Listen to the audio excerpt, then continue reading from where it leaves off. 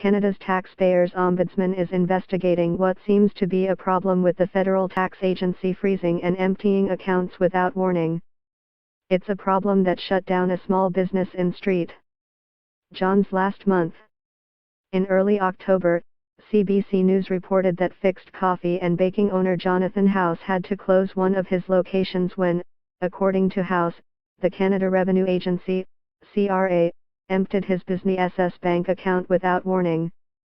The Office of the Federal Taxpayers Ombudsman, which aims to improve the CRA's accountability, read the story, and contacted the St. John's newsroom. What interested us in this is that we were getting complaints from people who were saying the CRA's frozen my bank account or they've taken these actions and they didn't give any notice to me, said Shara Prophet.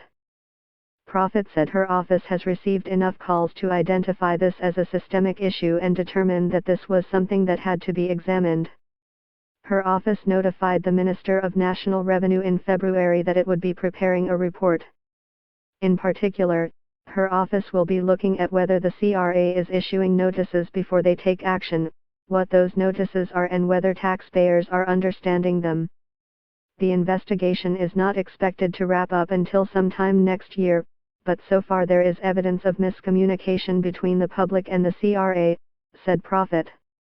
In House's case, he received a letter in the mail from the CRA alerting him that the agency was going to be garnishing his account.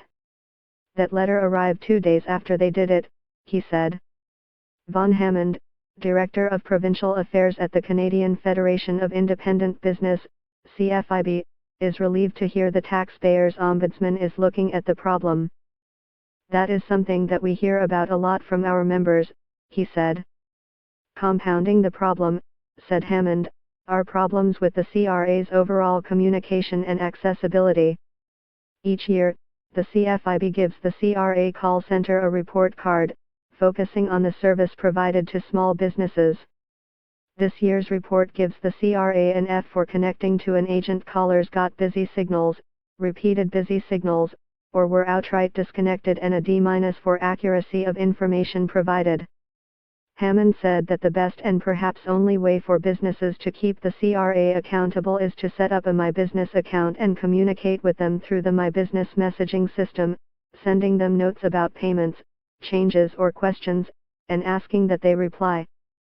The My Business account is the way that small business owners can protect themselves, he said, noting that the CRA can't be held accountable for what they say on the phone.